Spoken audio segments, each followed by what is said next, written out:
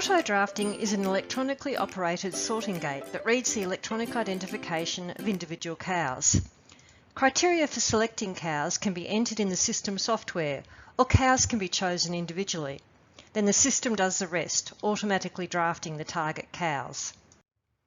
A 2018 TechKISS survey found that 38% of dairy farms in New South Wales had auto-drafting gates, and 60% of these farms had them for at least 5 years. All farmers with auto-drafting said it had made a significant difference to their farm businesses.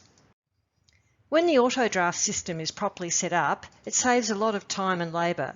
The right animals are drafted for mating, treatment and closer examination or for a vet check, and cow flow through the sort area is smooth, with little, if any, involvement of people. This contributes to better farm safety. In the words of one farmer, there's no more getting in front of cows and them getting scatty and running all over the place. In this video, we'll cover how auto-drafting works, what makes it smart, what products are available in Australia, and advice from farmers and service providers about how to make it work for your farm. Auto-drafting basically requires EID to uniquely identify every cow. On Australian dairies, this is usually an NLIS ear-tag or an activity meter. Then there's an EID reader, such as an antenna or a panel reader. The brains of the system is the system controller, which is also known as a PLC, Programmable Logic Controller, or Magic Box by some. The system controller processes data and tells the drafting gate what to do based on information that has been uploaded. The drafting gates are typically powered by compressed air. The system controller manages all the data flows. It can display information and it can receive instructions from the herd management software. The project has put together a spreadsheet of all the auto-drafting systems available in Australia. This list is called the Tech Matrix. You can find it on the New South Wales Department of Primary Industries website. This slide shows the first page of the Tech Matrix. Technologies that have a white star and a blue circle are included in the Tech Matrix. To get to the auto-drafting page, click on the auto-drafting tab. 10 companies supply auto-draft systems in Australia. The first 4 entries are shown here. The product name is given in the column on the left. The other columns show whether NLIS ear-tags can work the gate, which activity meters are compatible with each of the gates, what software controls the gate, and what herd management software is compatible. In many cases, this is the same as the software that controls the gates. While every farm's experience with the technology is different, all had tips and traps to offer.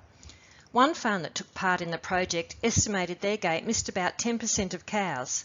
This is a high error rate. The expected miss rate is about 1 in every 100 cows drafted. This is the opportunity to look at other farmers' experiences to get a better outcome. The ultimate success of an auto-draft system depends as much on the design of the dairy infrastructure, the race and holding yards in particular, as it does on the technology.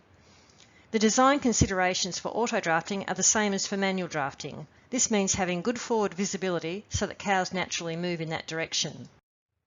The race leading into the draft gate should be sufficiently long, at least 2 cows in length, to minimise any interruptions to cow flow, and not too wide to prevent cows passing each other after they've been electronically identified.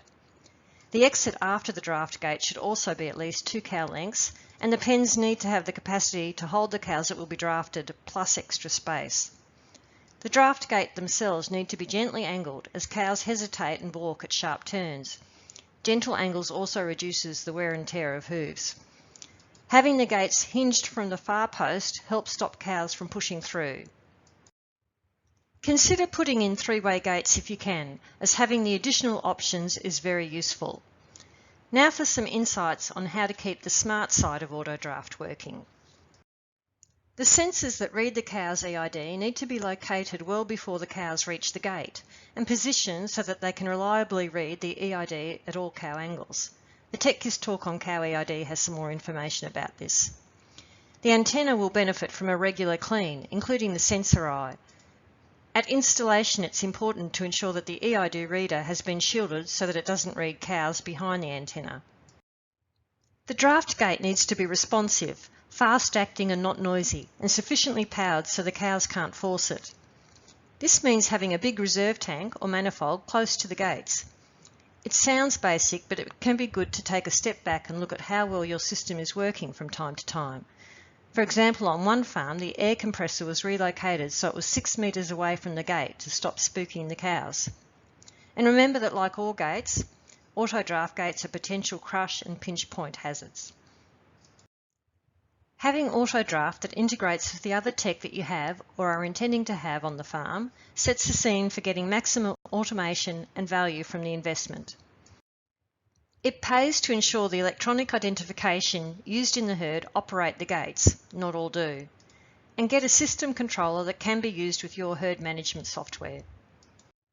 The final auto-draft tip is about service. When choosing a new system, an important consideration is that any issue can be fixed in a reasonable time. What's reasonable will depend on what happens on your farm when the system goes down. If it's highly stressful and complicated, the promise of a quick fix will be important. Points to help you get the most from your auto-draft system are summarised on a TechKISS topic sheet. You can use this to help discuss what's best for your farm when talking with your tech suppliers, service providers and other farmers. We hope this information has been useful. Other cow management technologies covered in this series include computerised bale feeding, inline milk meters and activity meters.